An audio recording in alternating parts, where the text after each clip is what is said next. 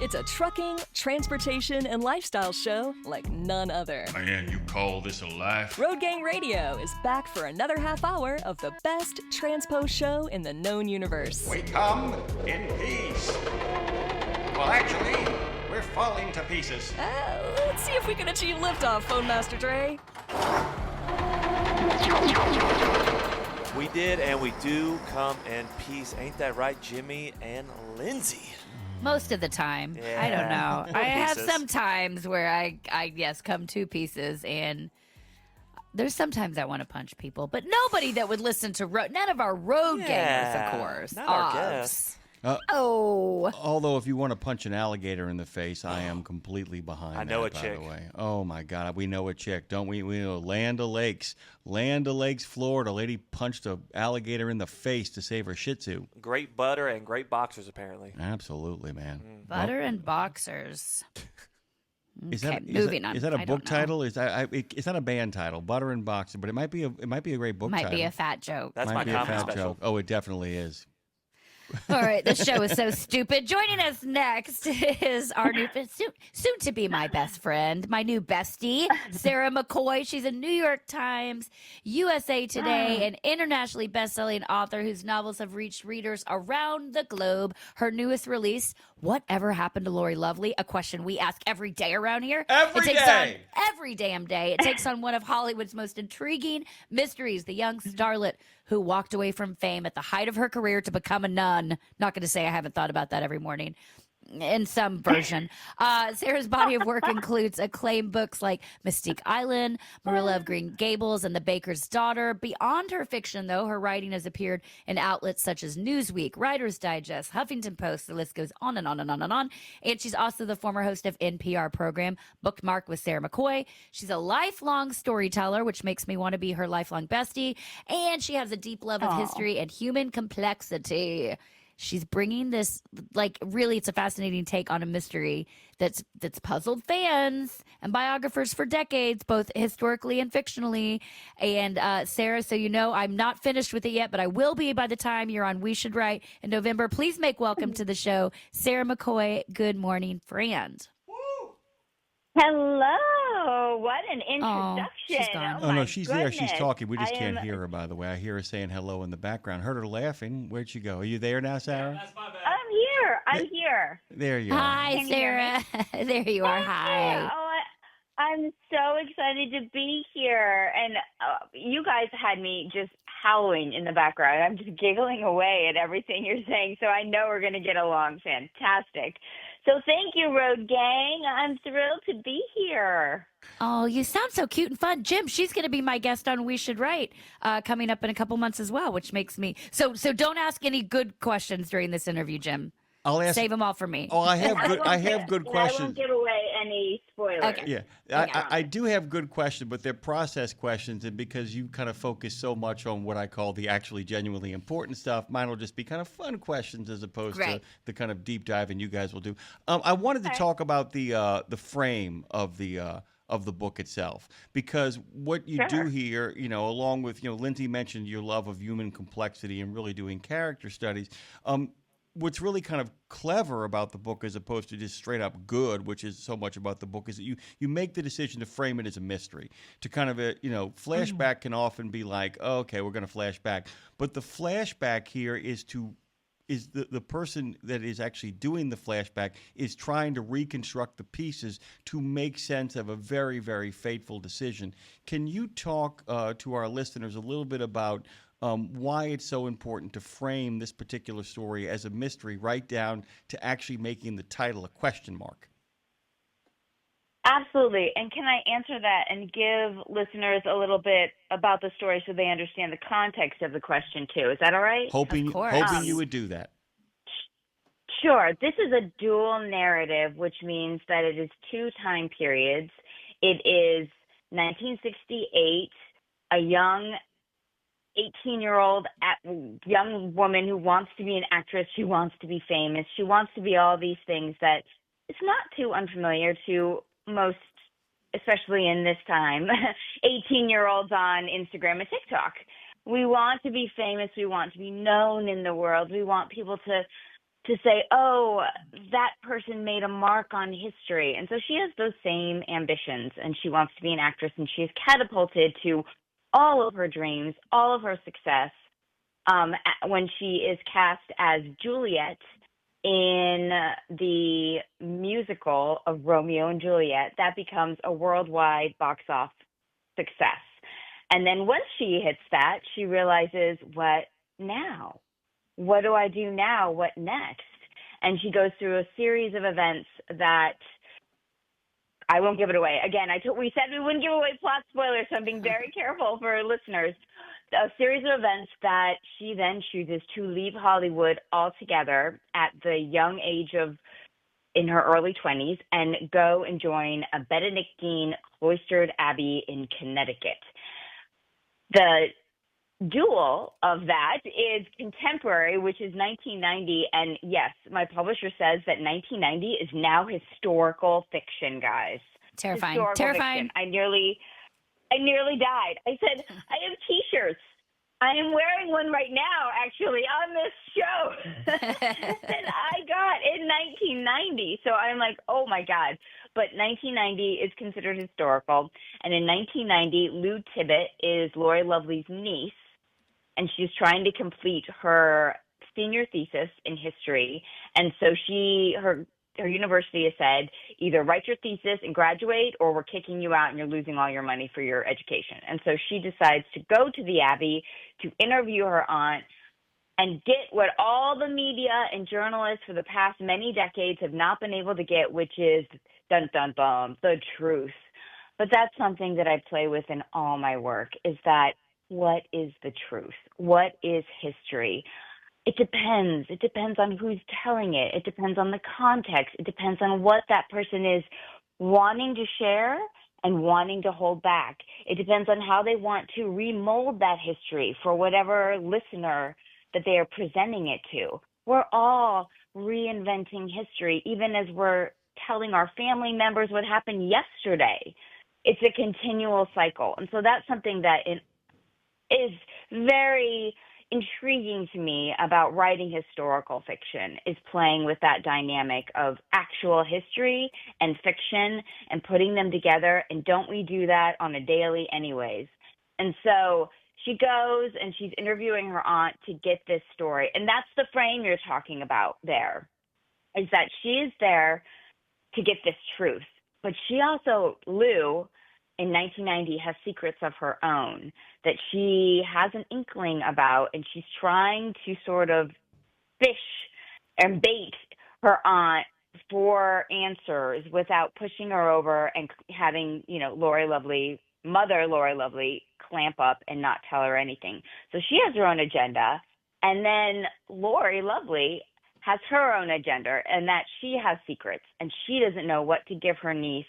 Or she does know, actually, but the readers don't know what to give her niece and at what time and how slowly, and how to unveil her own dark secrets and the reasons that she left Hollywood and went to the Abbey. So the frame is the mystery you talk about. I do it that way because of that dynamic in that play between what is history, what is truth. And I think readers want to be along on the journey of discovery. They want to be the seeker. I call myself a seeker in terms of life and facts and spirituality. I'm seeking what else is out there that I don't know, that maybe if I open my mind up, I could be surprised by the universe. So I'm continually doing that in my own life. I'm continually doing that through my characters.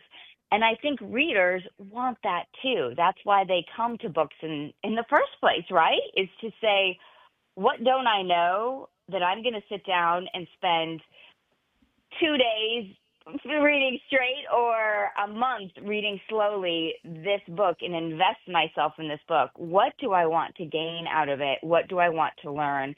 How do I want to be changed by the time I turn the last page? So actually, I'm not sure if I answered your question like in a crafty way, but that's what draws me to the dual narrative. I think there needs to be a reflection in the reader of why does this matter to me now? And the contemporary setting versus when it's set against a historical setting allows that reflection to take place. No, you answered the question. Does that make sense? No, it makes perfect sense because I've always said that you can actually Okay. work in numerous time periods and in flashback, provided that each time period actually has a conflict or a tension and isn't just a place where we kind of sit and listen to the story kind of get told. And Correct. that's exactly it, is that it creates, there are tensions that play out in the well, I guess the historical fiction present and the historical fiction past as it plays itself through. So exactly what I was hoping you would explain. Go ahead, Lindsay. Well, I think to me, the word balance comes to mind here because you are, well, first of all, for me reading, Sarah, I'm about halfway through the book and I love it. I read, oh yeah, it's wonderful. And I'm not, Jim is an avid reader. I'm a reader, but I can't read a book in a day like he can. That's just that's not how I am designed. But so when I'm very intentional about what I read and what I'm going to like go all in on. But I do a lot of Me biographies. too, by the way. Okay. Well, but I'm with you on the curiosity for what does the universe have for me today? That's how I start every morning.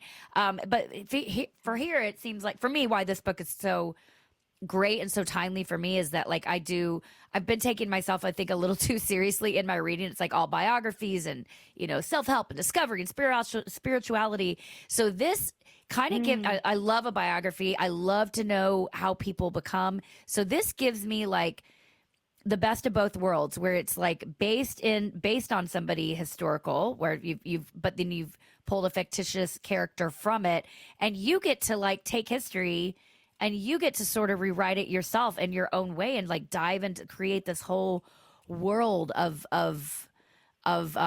just curiosity and the mystery behind it. And so kudos, first of all. I love it. I love the pairing of the two, the balance, that world you get to walk. But what is so fascinating to me, especially as you started out, like, 18-year-olds and everybody today wants to be famous on Instagram or reality TV or whatever it is.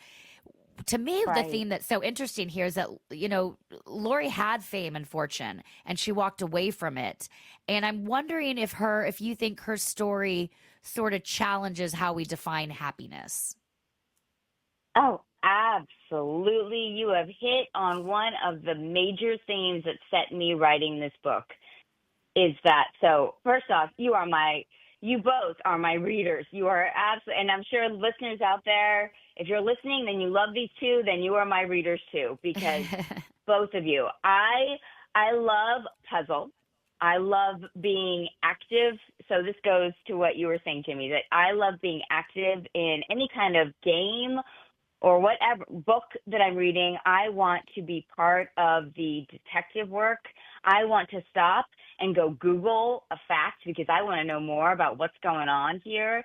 I want it to be so interactive with my real world, that learning of history or of an emotional, something that's an emotional education, even a spiritual education, whatever it is. I want to continually be growing through everything that I intake in my imagination and in my mind. So that's so important to me. And then what you were saying about it being about happiness, Lindsay, yes. I think we do this. We make all these boxes that we want to check, right? I want to be famous. I want to, and we all make our own boxes. I want to have, so a younger person might say, I want to get to 1 million followers on Instagram.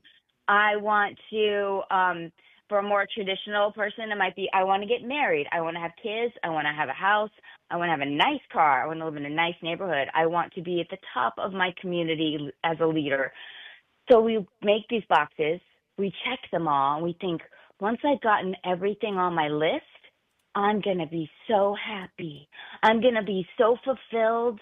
Everything in my world is going to be just perfect. And that's it. I'm going to be at the top of my game. I'm going to be rich. Check. And we do it. And we kill ourselves doing it, checking all our boxes. And once we check them, then what? Then what? Yep. What's our purpose? And that's what I too, I gobble biographies I listen to audiobooks, I read them, I watch them on channels like Turner Classic Movie Channel, on the Biography Channel, on the History Channel. I love them. And there's that pattern there, and it's a pattern I saw in the 3 actresses that Lori Lovely is based on. Should I give those away or no? Can I ask a Should question? I let readers? Can I ask a question? Yes, sir. Is one of them, and I got to tell you, I will tell you when I'm a movie buff. You may or may not know that. I know a little bit about the movies. And so my first thought when I was reading the book, first half, I said, oh my God, she managed to somehow slam together Dolores Hart and Olivia Hussey into one character. Yes, and there's a third one. There's a third one. Can you guess? I'm so excited you guys. See, this is the game I want to play with readers. Guess with me. And all of these actresses and their books are listed in the back of the book as further reading and entertainment. I am very transparent with my readers. I want them to guess, and I want them to discover these actresses' real lives. So all of them have written books. So you want me to tell you the third, Jimmy? Lindsay? Yeah. Let her rip. Well, I know it's in the back of the book. Yeah. Okay, Ava Gardner. Which, by the way, did you? Can you put it all together and see it in Lori Lovely? Ava Gardner. Yeah, actually, the thing is that wow, Ava Gardner. Yeah, she came from North Carolina, which I live here now, and so I was introduced to her when I moved here a few years ago. And so Ava Gardner was from North Carolina farm country, and she was discovered when she did some work for a photography studio, and her portrait was put in the window, and a young theater worker came by, saw her picture, and said, you should try out so, you've read Lori Lovely, so and that's how she was discovered, Ava Gardner. Have you? And absolutely Dolores Hart. Dolores Hart. She is actually. I don't know if you know this part of it, but I have had over a decade now pen pal relationship with her, and I went to the Abbey, and I visited her there because she is still alive and she is still at the Abbey, and she was Elvis's first on-screen kiss, and she was rumored to have a romantic relationship with him. And then at 22, 23, she left Hollywood altogether for unknown reasons and joined the Benedictine Abbey in Bethlehem, Connecticut. I kid you not. And she remains there to this day. So, yes. Did meeting her, okay. Absolutely. Going and meeting somebody physically, like somebody who's kissed, somebody who made out with Elvis Presley. That's its own, okay, now Elvis was just a person, but he was obviously an epic person that we all know. You watch your mouth, pal. You watch your mouth when you make out with me. But it made me, we had this woman a couple weeks ago, Sarah, on the show. Her name was Ruta Lee, Ruta, Ruta Lee. And I'd never heard of her. And then she comes on, she's got a star on the Hollywood Walk of Fame. She was best friends with all the Rat Pack. Debbie Reynolds was her best friend. She, may or may not have dated Frank Sinatra. She's got all these crazy stories. She was, inducting Neil Sedaka, which is why she was on our show to talk about it. And she's 90 years old, and she and I have been texting, by the way, and I'm totally going to her house when I'm in LA to have a cocktail, because she's like, do you want to come over and have cocktails at my house? And I'm like, 1000% yes. I say all that because it's the idea of being around these people that just have fascinating stories. It's not about Elvis. It's not about Frank Sinatra. It's the idea that they were in the action back in days that we can only sort of create visuals in our mind about or see in the movies, but we don't know it in person. So to hear somebody telling the stories firsthand, granted, there's always 3 stories. Here's 3 truths. Here's mine and the actual truth. Did you feel that when even just meeting somebody that was with Elvis, there's a different kind of energy, I guess. I'm not sure even what the word is, to be like, you've seen some stuff and I want to know about it, because then it inspires me to do more and to connect more with others and to tell stories and to listen to stories. You know what I mean? And I'll tell you the way this started is that in 2016, I was sitting on my couch and I was watching Turner Classic Movies alone because that's what I do and I love it and I have Sounds no like a shame Saturday about night, it. Saturday night party It to was me, Sarah. the perfect girl Saturday night. And Where the Boys Are came on, and I am a movie buff too. And so I thought, how have I not seen this? I have known nothing about this film. And Connie Francis, when she's singing, what? How do I not know this? And then on screen comes Dolores Hart, and I had never seen her before in my life, and I could not take my eyes off her. I had a girl crush, and she was just glowing, blonde hair, blue piercing eyes, and she plays this character called Merritt, who is so dynamic and forward and modern and outspoken and a woman of her time. And I was rapt. And at the end of the show, as they do, the host came on and said, Dolores Hart was Elvis's first on-screen kiss and rumored to have a romantic relationship. And soon after making this film in 1960, she left Hollywood altogether and she joined a Benedictine abbey. And so that's what actually was the spark of this. And I didn't think it was a book for me, though. I just was fascinated by her, couldn't get her out of my mind.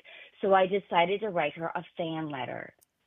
And I wrote her a fan letter because I thought, if I poofed from public everything by my own choice or by the universe's choice, I would hope that my art would continue to influence people and continue to have an effect on people and continue to move people and that they would remember me. And so I wrote her just on notebook paper. It was I feel like such a nerd now. On notebook paper, I wrote all those things. I said, thank you for your art. I just saw this movie for the first time. You are beautiful, and your character has moved me as a 2016 woman watching a 1960s woman. I thank you for it, and I just want you to know you are not forgotten, and your art continues on to other generations. I sent it to the blanketed Abbey address, like I said, in Bethlehem, which was like, Dear Santa, at the North Pole, I am sending you a letter. And I mean, that's the way it felt. And I sent it off, and I really didn't expect to hear anything. And she wrote me back. Oh. And she wrote me back, and she said, thank you. I have not heard from fans in years. This means so much to me. And then the bottom line of her letter was, please write me what I can pray for you. And I'm not book Catholic, sales. so Please pray that this book sells 1 million copies. Well, no, I thought I'm not Catholic either, and I just thought, hey, direct line to the upper echelon. I am in for it. Yeah. So no, I was starstruck. I was starstruck, and I felt immediately that kismet, though, that you were just talking about. I don't know if it had nothing to do with Elvis. It had more to do with just this person, like you said earlier, who has chosen such a alternative life, counterculture to the time. I mean, think about it. 1960s, that was like sex, drugs, rock and roll coming up, swinging 60s. And she chose the counterculture to the counterculture. And that kind of rattled my brain in a very good way. And I wanted to know more. I was seeking more, even at that juncture. I thought something is special here, and I want to know who she is. So I actually had a relationship with her for 7 years, just writing our lives to each other and loving each other as women before I thought, and then I moved to North Carolina and I discovered Ava Gardner's story. And then I read Olivia Hussey's book, Girl on the Balcony, her biography. And I saw that similarity of these three actresses, all very young, becoming extremely celebrated. The world loved them. And then all three of them said, well, what now? I can't go any higher. So is my life over? What now? Where do I go from here? How can I achieve any more when I've achieved the pinnacle of what everyone says your whole life should be leading towards at 18, 19? Is my life done? And so all three of them then went inward and looked for inner purpose and looked for something deeper and more, yes, spiritual. So, Well, Sarah. Mother She's still Dolores. Dolores is still alive. Do you have any? Have you sent her the book? Does she know this book exists? Oh yes. Okay. Oh my goodness, no, we're so close. I went to the Abbey when I was writing the book, and I told her I'm gonna write this book, and I'm terrified, and that you're gonna be set, or it's gonna I won't. I didn't say I won't write it, but I said if you don't want me to, like, you tell me now, because I cherish our relationship more than anything that's out in the world. And she said to me, Sarah, I lived my life. Go write your book. Wow. Which And is, she did her story. do you have any idea why she? I mean, I know Lori Lovely. You know the ending to your own book. Has Dolores ever alluded to you, or do you have your own guess on why she left Hollywood? Dolores herself. When I got there, I said, I have questions for you. And she said, why would you have come all this way if you weren't going to ask the hard questions? So she is. And first off, she is with it. She is sharp as a tack. She is 86 years old, and she is not taking any nonsense. She is right there. I mean, so if you go and watch Where the Boys Are and you see her on screen, she is the same woman now at 86. Amazing. Just gorgeous and bright. So, yes, this is the trick of being an author, though, Lindsay, and I know you can understand this, is that I gather all the information, and then the hard part comes when you sit down at your computer and I have to make the decision, what facts have I culled together? Am I going to put out for public consumption? And what facts am I going to protect and I'm going to safeguard because they are integral to this person's real life? And that's where the fiction, that's the art of it, that's the massaging of the narrative line and saying, all right, now we get to play. This is the play part of historical fiction. And so I'll never tell. I will never tell what she told me when I went to the Abbey and it was her and I in a quiet room telling secrets. Oh, Never. God. Sarah, I'm going to get you drunk one night. Never. I'm going to get you drunk one night and figure it out. Just But kidding. that's for the reader. That's for the reader to say, is this the real? Is this real or is this fiction? Let me go Google. Let me go think about this. Is this what happened or is this? And I used a lot of stuff, but I didn't use a lot of stuff, and I fictionalized a lot too. So, actresses. So, Sarah McCoy joining us, sarahmccoy.com. Everybody head on over. Sarah, we are out of time, which makes me sad, but it makes me happy to know that you will be my guest on We Should Write on November 12th, I think it is. No, November 5th, I think.